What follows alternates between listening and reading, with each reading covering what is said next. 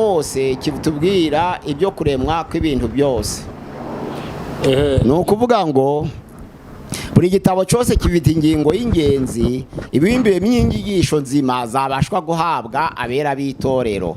Nizo mpamvu ibyanditswe byera ko byahumetswe n'Imana, nta kindi gitabo kigira agaciro n'imbaraga nk'ibyanditswe byera.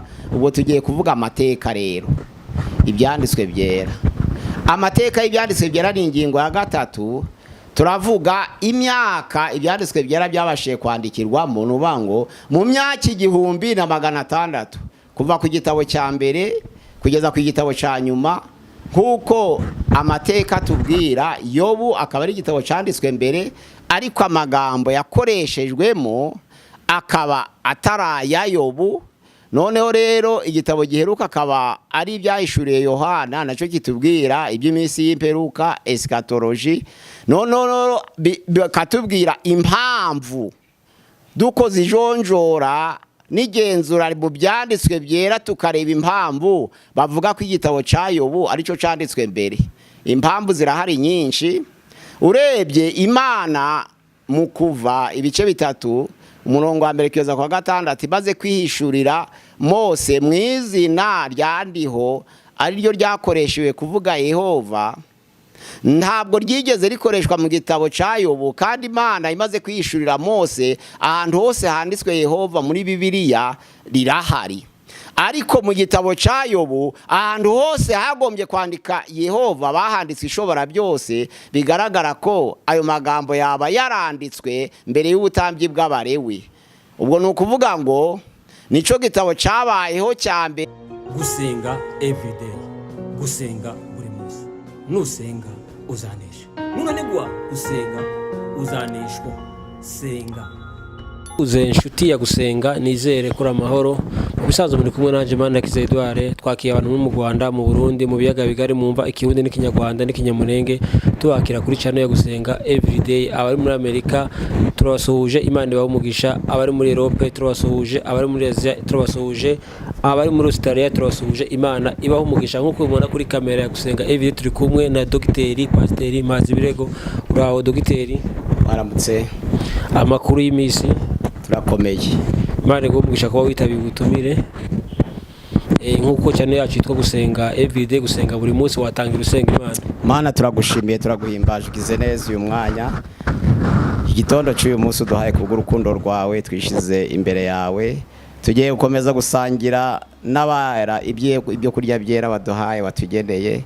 Uyu munsi wa none umunsi w'umugisha, umunsi wa none umunsi w'amahoro.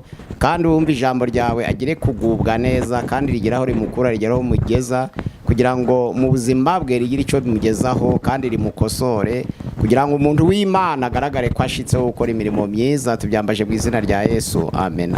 Pasiteri, umaze kutwigisha, turi ku nyigisho za doctrine. Umaze kwigisha doctrine ni nkenye, muri doctrine 10 hasigaye doctrine 6. Uyu munsi wateguriye doctrine yihe? Nateguye doctrine ya bibliology, ibyanditswe byera nkuko twabivuze ubushize. Inyigisho nzima zigizwe n'ibice 10. Hari bibliology, hakaba theology, hakaba christology, hakaba pneumatology, hakaba angeology, hakaba anthropology, hakaba hamaritology, hakaba soteriology, ecclesiology na eschatology. Ubwo twarangije kwiga hamaritology ku nyigisho zivuga ku cyaha, tuvuga kuri soteriology inyigisho zivuga ku gakiza, tuvuga kuri eschatology inyigisho zivuga ku minsi ya nyuma cyangwa iminsi y'imperuka, tuvuga no kuri ecclesiology inyigisho zivuga ku itorero. Ubwo twarangije iya 7, iya 8, iya 9, iya 10. Uyu munsi turigiye ya mbere yitwa bibliology. Bibliology ni inyigisho zerekeye ibyanditswe byera. Kuko bisanzwe inyigisho zerekeye ibyanditswe byera zigizwe n'ibice 12. Nizo tugiye kuvugaho. Ingingo ya mbere, ibyanditswe byera ni iki? Ingingo ya mbere. Ingingo ya kabiri, inkomoko y'ijambo Bibiliya aribyo byanditswe byera. Ingingo ya gatatu, amateka y'ibyanditswe byera. Ingingo ya kane, akamaro k'ibyanditswe byera. Ingingo ya gatanu, imbaraga ziva mu byanditswe byera. Ingingo ya gatandatu, guhishurirwa kuva mu byanditswe byera. Ingingo ya karindwi, guhumekerwa kuva mu byanditswe byera. Ingingo ya munane, kumurikirwa kuva mu byanditswe byera. Ingingo ya cenda, kwemezwa kuva mu byanditswe byera. Ingingo ya 10, ukuri kuva mu byanditswe byera. Ingingo ya 11, inzira zitandukanye zisobanura ibyanditswe byera. Ingingo ya 12, ibyanditswe byera bihesha ubugingo. Nongere nsubiremo, ibyanditswe byera ni iki? Ni ingingo ya mbere. Ingingo ya kabiri, inkomoko y'ijambo Bibiliya, ibyanditswe byera. Ingingo ya gatatu, amateka y'ibyanditswe byera. Ingingo ya kane, ibyanditswe byera bifite mumaro ki?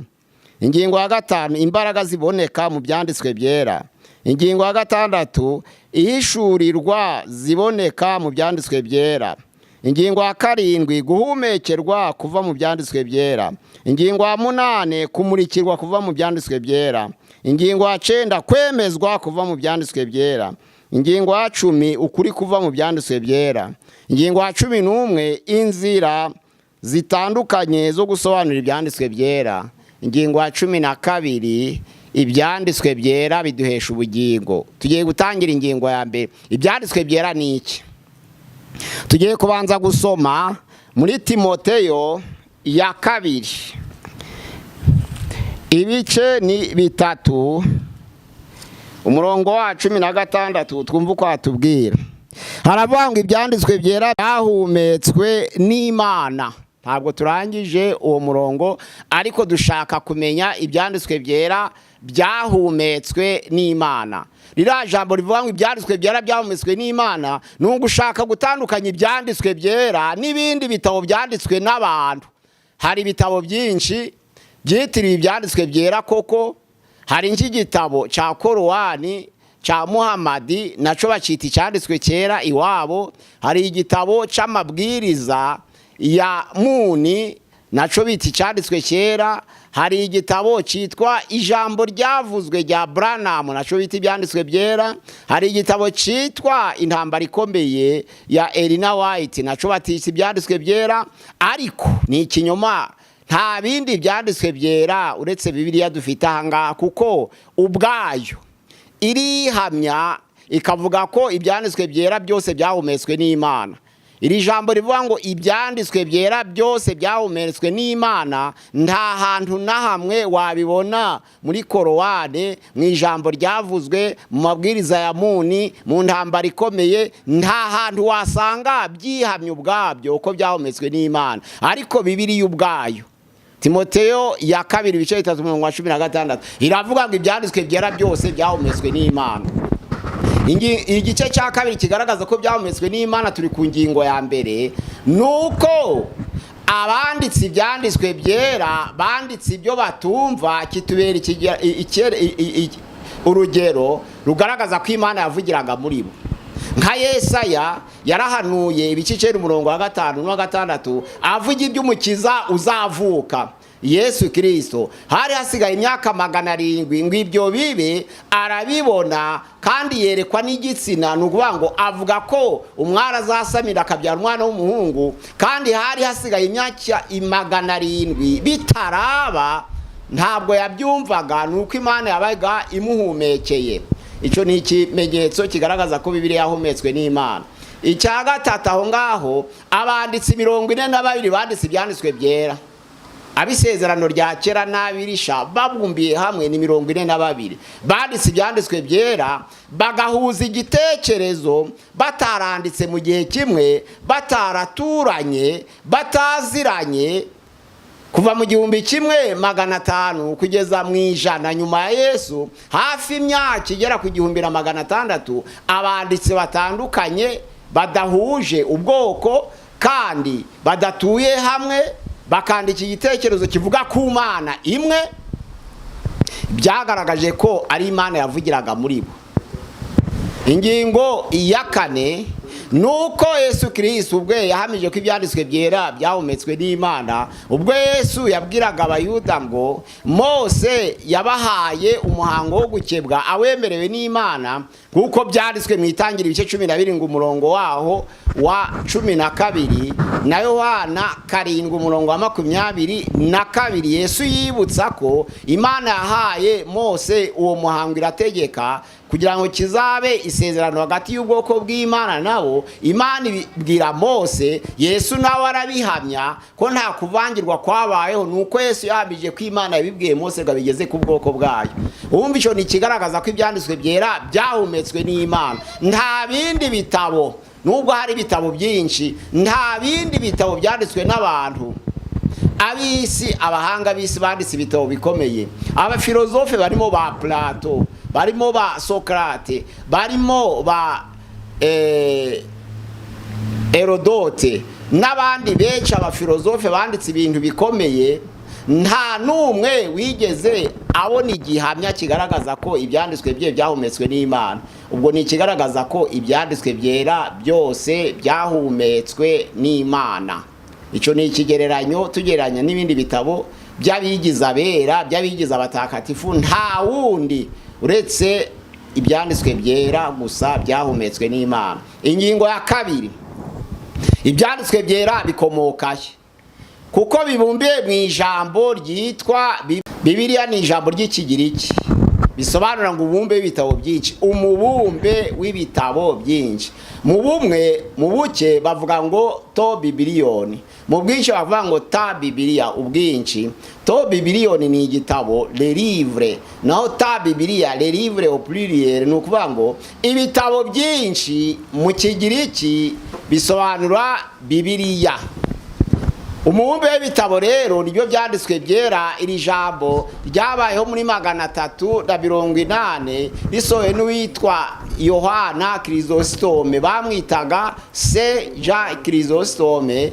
Yarakomoka muri Antiokia, niwe wakoze analyse yo gushaka izina ibyanditswe byera, ubundi nibyo Bibiliya. Abantu bashakishije izina bakwita ibyanditswe byera bararibura, ariko uriya wera mutakatifu Yohana Chrysostome wabayeho muri 344 kugeza muri 407. Muri 380 niyo yasohoye ijambo rivuga ngo ibyanditswe byera n'umubumbe wabyo tubyite Bibiliya. Ubwo Bibiliya rero ni umubumbe w'ibitabo byinshi. Umubumbe w'ibitabo mu Kigiriki babyita Bibiliya. Izo mpamvu iryo jambo ryabashije kuboneka, ariko mu zindi ndimi ntabwo ryabashije kuboneka uretse mu Kigiriki gusa. Tuyita Bibiliya ni mu Kigiriki, ariko ijambo riberanye na Bibiliya ubundi ni ibyanditswe byera kugira ngo byumvikane mu Kinyarwanda. Ariko ijambo Bibiliya ni iry'Ikigiriki batiye amahanga yose, haba mu Congereza bavuga ngo Bible, haba mu Gifaransa Bible, haba mu Giswahili Bibiliya, haba mu Kinyarwanda Bibiliya. Babuze irindi jambo bakoresha, ariko Bibiliya ni umubumbe w'ibitabo.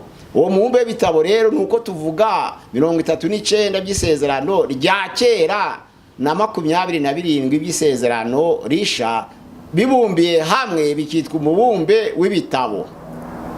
Amateka rero y'ibyanditswe byera niyo tugiye kuvugaho. Pastor Ukiringaho barimo bavuga umubumbe w'ibitabo. Ese itangiriro, iyo bavuze itangiriro bisobanura iki? Itangiriro ni amagambo abumbiye hamwe ibyo kuremwa kw'ibintu byose. Ni igitabo cyanditswe na Mose kitubwira ibyo kuremwa kw'ibintu byose. Ni ukuvuga ngo buri gitabo cyose kifite ingingo y'ingenzi, ibimbiye n'inyigisho nzima zabashwa guhabwa abera b'itorero. Nizo mpamvu ibyanditswe byera ko byahumetswe n'Imana. Nta kindi gitabo kigira agaciro n'imbaraga nk'ibyanditswe byera. Ubwo tugiye kuvuga amateka rero. Ibyanditswe byera, amateka y'ibyanditswe byera ni ingingo ya 3.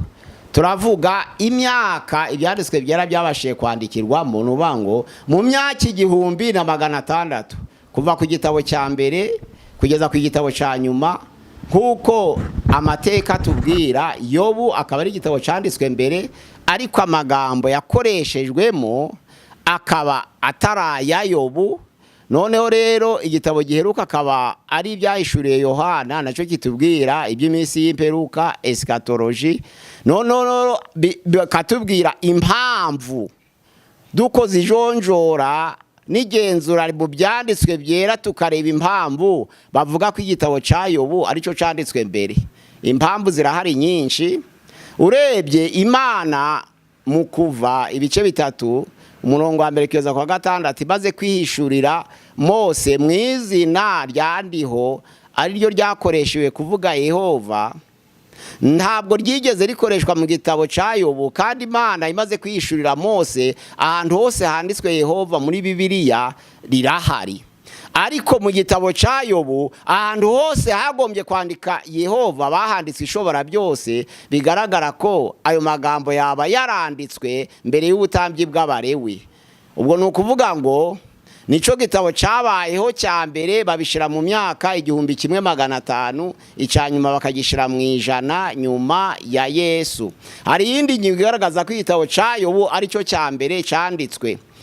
Kiriya gitambo cyo koswa cyanditswe muri Yobu igice cya mbere umurongo wa 5 havuga ngo buri gihe cyose Yobu yabyukaga kare kare agatamba igitambo cyo koswa kugira ngo atambirire abana be, kuko yatekerezaga ko ubwo bakoze iminsi mikuru basangira mu nzu ya mukuru wabo baba bacumuye kuwiteka. Agatamba igitambo cyo koswa. Igitambo cyabaga gitanzwe n'umukuru w'umuryango, ntabwo cyongeye kwemerwa nyuma y'ubutambyi bw'Abalewi. Bisobanura ko Yobu yatambaga ubutambyi bw'Abalewi butarabaho. Indi ngingo ya 3 igaragaza ko Yobu ari igitabo cya mbere nuko ifaranga ryitwa kesita byanditswe muri Yobu 42 umurongo wa 11. Kesita ryakoreshwa mu gihe cya Aburahamu, noneho mu gihe cy'ubutambyi bw'Abalewi no mu gihe cy'amategeko ya Mose rya faranga ntiryongera kubaho. Bavuga ko iryo faranga ryakozwe mbere yo guhamagarwa kwa Mose, nizo mpamvu ryanditswe muri Yobu. Izo ngingo uko ari 3 rero zihamya ko Yobu ari igitabo cya mbere mu bindi. Amateka rero nuko ari imyaka 1600 ayo magambo yandikwa, ariko yose akavuga Imana kimwe, agahuza igitekerezo cyo kwemera Imana. Baba 39 bisezerano rya kera, 7 bisezerano risha, bose bagahuza igitekerezo cyo kwemera ko Imana Yehova ariyo Mana yonyine, nta yindi mana ku isi. Bigahuriza hamwe ayo magambo. Ibyo bitabo byabonetse mu ijonjora, turi mu mateka ku ngingo ya 3. Haba ijonjora ryaramye igihe kirekire, kuko twese turabizi ko ibyanditswe byera ntabwo byanditswe ku mpapuro bwa mbere, ahubwo mu gihe cya Mose ibyanditswe byera byandikwa ku mabuye. Zo bavuga ngo ibisate 2 byanditsweho amategeko byabaga hera cyane. Nuko Abayuda babaga bafite amategeko ku bisate by'amabuye, baja kwigisha bakaja kubisoma, bakaja kwigisha, ariko amabuye kuko yaremeraga, biga igitekerezo cyo gukora ikintu cyitwa iminoka, imfunzo, babyitaga papirisi, bakabihonda bakabyanika bakabiwanja ibirago, bakabyandikishaho ibiti bakamuriyemo karame. Karame ni igiti basongoraga gifite intoboro mu munoka, bagakamuriramwe ibisogosogo n'ibindi biti bibyara amazi, bamara bakandikisha kuri papirisi, nabyo bihinduka ibyanditswe byera. Ariko kuko imvura yangirizaga papirisi, abantu bigira inama yo gushaka ikintu cyitwa parisheme. Inyandiko zabonekaga kumpu, noneho bakazita umuzingo w'ibitabo. Iyo mizingo na n'uyu munsi iracahari, nuko habaye iterambere abantu bagashira ibyanditswe byera ku mpapuro. Ariko iyo mizingo yabaga ikozwe mu mpu z'inyamaswa, basenye neza bakazigorora, bamara bagashiraho ibyanditswe byera bakabisoma, noneho bikabikika neza kuko byabaga byangushe kandi bikarinda imvura. Ariko iminoka yabaga yangushe ntishobore kurinda imvura, amabuye yabaga aremereye, nizo mpamvu bavuye ku mabuye binjira ku minoka, binjira ku mpu. Za mpu rero bitaga parisheme, bageze igihe barazisena, barazikuraho ubwoya, bazita kodikse, ari byo kodise cyangwa kodekse, bakazishiraho ibyanditswe byera. Ibyo byanditswe byera rero byari umwimerere, narizo mpamvu uyu munsi wa none iyo abantu basomye Bibiliya bakagira ikibazo cy'imyumvire, baravuga ngo fezo rekuro parcheme, nuvuga ngo tuje kureba noneho ibyanditswe byera biri ku mizingo. Ibyo byanditswe byera rero wabibona he? Biboneka i Vatikani, biboneka i Washington, biboneka i Paris mu Bufaransa, i Vatikani mu Butaliyani, i Paris mu Bufaransa, i Londres mu Bwongereza, i Washington muri Leta z'Ubumwe za Amerika, muri Alexandria Egiputa. Ibyanditswe byera biboneka kumpu bitaga parisheme zaze gusenwa zigahinduka kodise mu bwinshi, codex mu buke, babaga babidodeye hamwe none bikagira ihuriro. Nibyo bagiye bandikaho ibyanditswe byera noneho bakabisoma imbere y'amateraniro. Ibyo byanditswe byera rero usomye muri Timoteyo ya 2:4 umurongo wa 13 babivugaho. Hano aravuga ngo Timoteyo ya 2:4 utangire ku murongo wa 13 aravuga ngo nuza uzazane umwitero nasize itiro wa Kapuro n'ibitabo, ariko cyane cyane uzazane iby'impu. Ibitabo by'impu biboneka muri Timoteyo ya 2 ibice n'umurongo waho wa 13. Nibyo Paulo yavugaga ko bakwiriye kuzana ibitabo by'umwimerere by'impu, kuko mu isezerano risha Paulo yahamagawe isezerano. Ibyo byanditswe byo ku muzingo rero Paulo yavugaga ko kugira ngo barebere ku mwimerere, kuko igihe Paulo yahamagarwaga nabivuze ko Nouveau Testament ritarabaho. Igitabo cya mbere cyaje kuboneka muri Nouveau Testament cyanditswe na Yakobo mwene se wa Yesu muri 44, icyanyuma cyandikwa muri 96.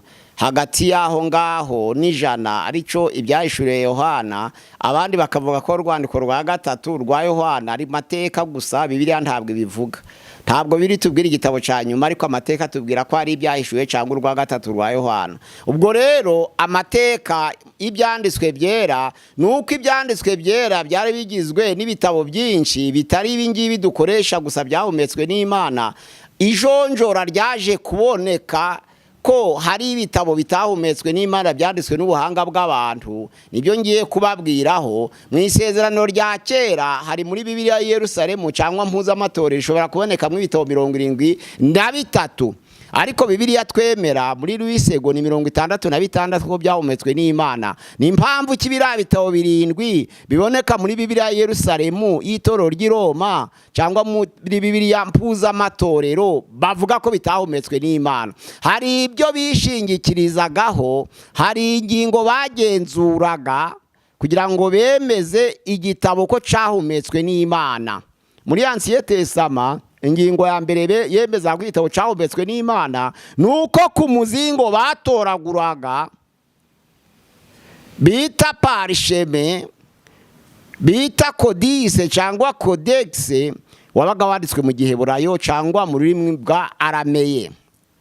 Langue Arameyene yari ingenzi n'Igiheburayo kuko zari indimi Imana yaganiragamo n'ubwoko bwayo. Ingingo ya 2, ku mizingo babaga babonye kwigereranya uburambe bwabaga ikintu cy'ingenzi bahitagamo umuzingo wa kera, anciennité. Ingingo ya 3 yatuma igitabo cyemerwa ko cyahumetswe n'Imana nuko cyabaga cyaranditswe n'umuntu wigeze abikirangirire mu bantu nka Samweli, nka Yobu, nka Dawidi, nka Salomo. Abantu nk'abo babaye ibirangirire nka ba Mose. Iyo igitabo cy'umuzingo cyabonekaga ho izina nk'iryo bakigiriraga icyizere muri abo bakoranye n'Imana mbere, kuko babaga bazi iby'Imana. Ingingo noneho ya 4 nuko igitabo cy'umuzingo cyabaga kiriho amagambo ashigikira ibyo gusubiza mu buryo ibyasenyutse by'Abisirayeli, nko kubaka urusengero, nko gutahura ubwoko bw'Imana, nka Hagayi, nka Ezira.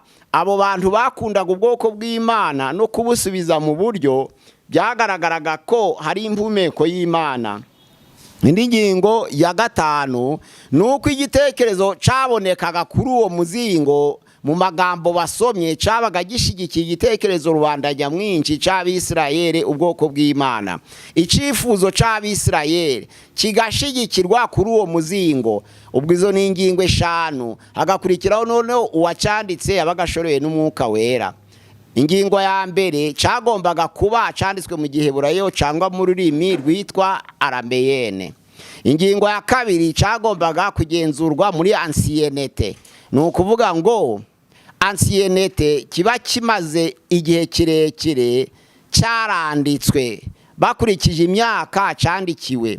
Ingingo ya gatatu cyagombaga kuba cyaranditswe n'umuntu wabaye ikirangirire mu bantu, w'ikirangirire nk'aba Yobu, nk'aba Samweli, nk'aba Mose, nk'aba Dawidi, nk'aba Salomo. Abo bantu bakoranye n'Imana bakavugana nayo, ibo babonaga umuzingo uboneka mu izina ryabo bawugiriraga icyizere. Ingingo ya 4 nuko cyabaga gishigikira ibyo gusubiza mu buryo ibyasenyutse by'ubwoko bw'Imana. Abisirayeli barwanye igihe kirekire, intambara nyinshi, baranyagwa Samariya, Ashuri, Abayuda baje Babuloni. Kugaruka kwabo no gusana urusengero byabaga ari ingingo nziza zo gusubiza mu buryo ibyasenyutse by'Uwiteka. Iyo baga babonye ikintu nk'icyo ku muzingo bawugiriraga icyizere. Icya 5 nuko igitekerezo cyabonekaga muri ayo magambo ari ku muzingo cyabaga gishigikiye igitekerezo rubanda nyamwinshi y'Abisirayeli n'icyifuzo cyabo. Ubwo rero icyo gitabo akabati ubwo izo ngingo 5 zibonetse, ubwo uwacanditse yabaga yobowe n'Umwuka Wera, bakaba baracemeje. Ubwo ni ingingo 6 zabaga zuzuye. Mu Giheburayo Anciennete, uburambe, kuba cyaranditswe n'ikirangirire. 3 kuba nono cyaranditswe ibyo gusubiza mu buryo by'Abisirayeli. 4 no gusubiza mu buryo byasenyutse. 5 no gushorerwa n'Umwuka Wera. Izo ngingo zari ingenzi batoranyaga kugira ngo igitabo cyemerwe ko cyahumetswe n'Imana. Biriya bitabo rero 7 bitarimo muri Rwisego, Tobi, Makabe ya mbere, Makabe ya kabiri, mwene Siraki, Siraside na Baruki, umugereka wa Daniyeli, amateka ya Yudita. Ibyo bitabo uko ari 7 biboneka muri Bibiliya ya Yerusalemu y'itorero ry'i Roma cyangwa Bibiliya mpuzamatorero, ntabwo byabonetse mu izo ngingo zuzuje ibyangombwa ngo igitabo cyemerere ko cyahumetswe n'Imana. Hari ibyabuzemo babihigika babishira iruhande. Itorero ry'i Roma rero rirabyakira kuko rigendera ku mihango, rikabonamo imihango yo gufashwa n'abamarayika, imihango ya purigatori, imihango yo gusabira abera bapfuye, nimwo biboneka ayo magambo. Iyo ushaka kwifashisha abamarayika usoma muri Makabe. Iyo ushaka gusengera uwapfuye wawe usoma muri Makabe cyangwa muri Baruki. Iyo ushaka gusengerwa n'abapfuye usoma muri Makabe cyangwa muri Judite. Aho hose na ibigaragaza ko ibyo bitabo bitahumetswe n'Imana, nizo mpamvu babishize iruhande. Bamwe bakoresha 66 kuko byujuje ibyangombwa, abandi bagakoresha 73, ariko ibyo 7 ntabwo byujuje ibyangombwa. N'isezerano risha rero nuko nubwo dufite ibitabo 27 by'isezerano risha, ntabwo byari ibyo gusa, ahubwo byari byinshi habijonjora ryo kugenzura ingingo z'ingenzi. Kugira ngo igitabo cy'isezerano risha cemere ko cyahumetswe n'Imana, hari ingingo 4 z'ingenzi zagenzwaga. Kuba cyaranditswe n'umuntu wabaye intumwa cyangwa agendanye na Yesu, utarabaye intumwa cyangwa wabayeho mu gihe cy'intumwa, yari critère de la canonicité yemewe ku gitabo cyemerwa ko cyahumetswe. Ingingo ya 2, ubutumwa buboneka muri ayo magambo bwagomba kuba bwebe mu matorero yose yo kwisi, niyo bitaga critère de la catholicité. Nubango itorero universelle, kiliziya yemewe. Catholicité bisobanura ngo iceme n'amahanga yose. Catholique bisobanura ngo inyigisho z'i Roma ziboneka mu itorero ryabo. Katolike bisobanura ngo umunyakuri, ariko hariya ni katolike yicemewe n'amahanga yose. Iyo ubutumwa bwiza bwaboneka rero mu gitabo, bwa butumwa bwiza bwa burwandiko bukagaragaza ko bwemewe n'amatorero yo mu mahanga yose, bacitaga igitabo ceneje Catholicité, nuvuga ngo cemewe n'amahanga yose. ingingo ya gatatu ni uko cyabaga kitarwanya icyo bita credo, inyigisho shingiro ryubatswe n'abajenama b'itorero muri 325 bita credo ryo kwemera. Babyitaga orthodoxy kuko zari inyigisho zigororotse. Orthodoxy ni inyigisho zigororotse basanga zidahushanije n'inyigisho zatanzwe n'intumwa, kuko niz'abajenama b'itorero bakuzi bagasanga noneho zirimo orthodoxy. Igitabo cyose cyabaga gifite inyigisho zihuje n'igitekerezo cy'inyigisho z'intumwa, nico babumbiye muri credo. Noneho kigirwaho impaka n'abajenama b'itorero barimo Irene, Origene, Antanasi, Sipuriyani, Chrysostome. Abo bose bicaye hamwe baragenzura, kuko bitwaga abajenama b'itorero bo kugenzura inyigisho nzima zubaka itorero. Bavuga ko iyo ngingo nayo ari ingenzi. Ingingo ya kane nuko cyabaga caranditswe n'umuntu uyoboye n'umwuka wera. Icya mbere ni apostolicite, icya kabiri ni catholicite, icya gatatu ni orthodoxy, icya kane ni ukuyoborwa n'umwuka wera. Izo ngingo enye zuzuye igitabo akacemera bati iki ngiki gifite ubutumwa bwiza bwabasha guhindura umuntu kuko byaturutse ku Mana. Noneho rero hari ibitabo byinshi mu isezerano risha. Dufite ubutumwa bwiza bwa Matayo, tukagira ubutumwa bwiza bwa Mariko, tukagira ubutumwa bwiza bwa Luka, tukagira ubutumwa bwiza bwa Yohana. Niko twagiraga ubutumwa bwiza bwa Mariya, ubutumwa bwiza bwa Yakobo, ubutumwa bwiza bwa Nikodemu, ubutumwa bwiza bw'ibyakozwe na Pilato. Ibyo ni ibindi bitabo by'ubutumwa bwiza byabayeho, ariko babikoreye igenzura basanga bitarimo impumeko y'Imana.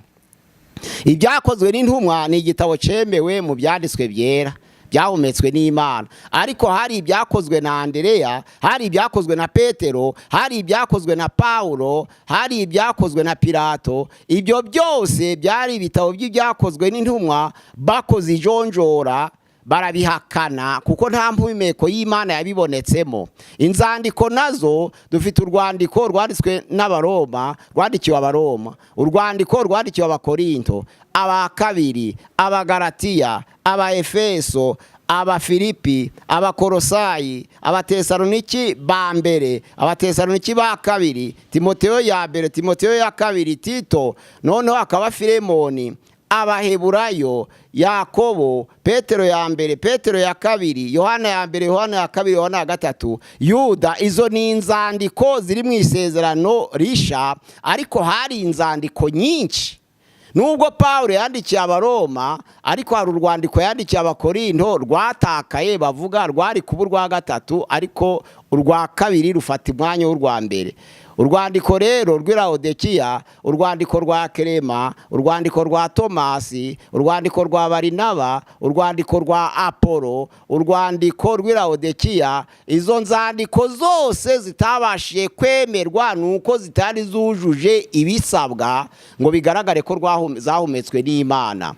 Hariho rero n'igitabo cy'ibyahishuwe giheruka kitubwira iby'iminsi y'imperuka, ubuhanuzi. Ntabwo ibyahishuwe cyari igitabo kimwe, cyari gifite ibyahishuwe. Igitabo cya mbere cy'ibyahishuwe, igitabo cya kabiri cy'ibyahishuwe, ico gico baracanze bakora ijonjora. Hari ibyahishuriye Mariya, hari ibyahishuriye Zakariya, hari ibyahishuriye Baruku, hari ibyahishuriye Paulo, hari ibyahishuriye Petero. Uwo mubumbe w'ibitabo by'ibyahishuwe baragenzura basanga igitabo cya mbere cy'ibyahishuriye Yohana arico conyine gifite impumeko y'Imana, ibindi byose barabita.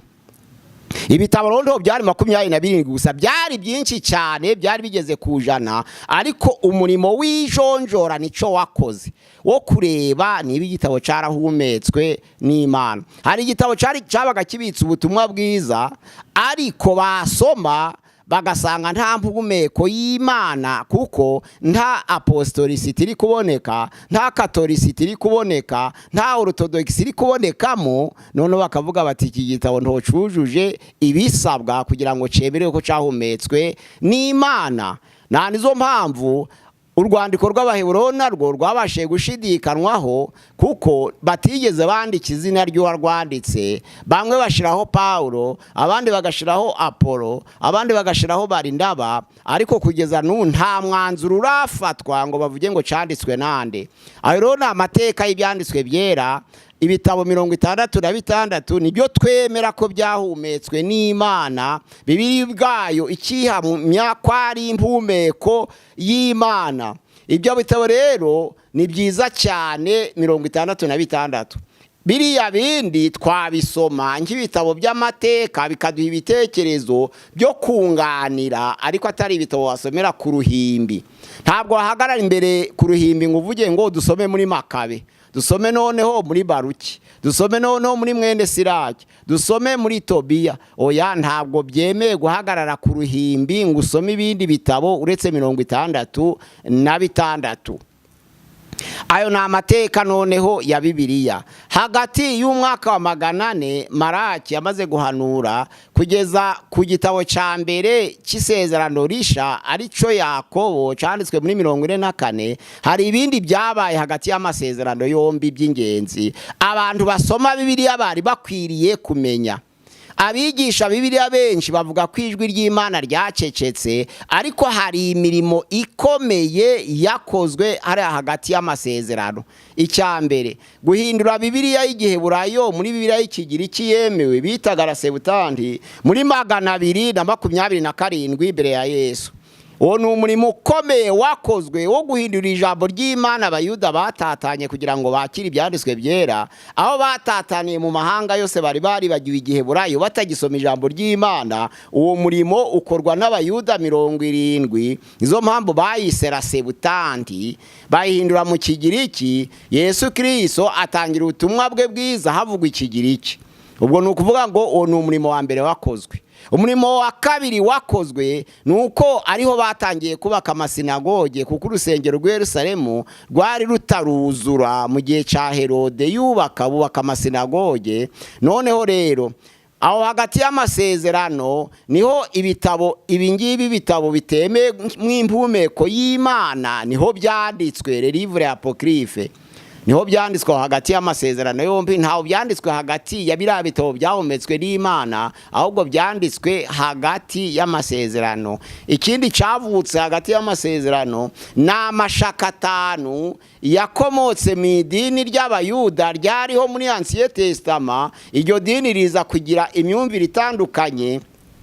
Niho waje kuvuka abafarisayo batsindishirizwa n'amasengesho, haza kuvuka abasadukayo, abanyepolitike b'itorero, haza kuvuka abanditsi, abahanga mu itorero bandika amategeko, haza kuvuka abazeroti, abakura nkota, haza kuvuka abayeseniya, abambara ibigunira bakitera ivu kugira ngo bibabaze Imana yumva umubabaro wabo.